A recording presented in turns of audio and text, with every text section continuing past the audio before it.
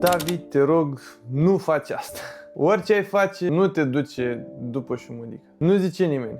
Știe să lucreze cu niște jucători care au avut pe parcursul carierei lor un statut mai special, ok, dar nu fi ca ei. Nu intra în aceeași categorie ca Budescu, ca Alibek, care sunt fotbaliști extraordinari, dar ca și seriozitate și-au dat seama abia la 30 plus ce trebuie să facă și nu ar fi bine pentru tine când te-au lăudat atâția, te-au lăudat Cornel Dinu, te-au lăudat Sunt Mărtean, Panduru, Dorinel Munteanu, Hagi, toată lumea, nu cred că te-a ratat nimeni cu un compliment, bă, dar nimeni, iar tu în momentul ăsta ești la o răscruce în care tu trebuie să alegi dacă mergi în sus sau mergi în jos. A te duce în Arabia, cred eu, este sinucidere curată, este cam asemănător cu ce a făcut prietenul tău, lui Smuteanu, care s-a dus în America, dar te rog, nu te duce după șumudică, pentru că, ok, vei juca la el în Arabia, dar nu îți vei mai reveni vreodată și nu vei mai ajunge în Europa.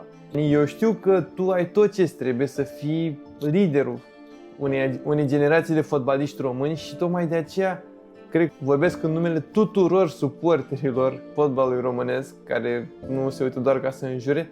Te rog, nu te duce după șumudică. Că nu cred că poate să te reînvie în Arabia și să te trimită în Europa bun pentru a juca în orice campionat top 5. Dar nu te duce după șumudică, te rog. Pentru că eu cred că îți vei încheia cariera în Arabia dacă vei face treaba asta.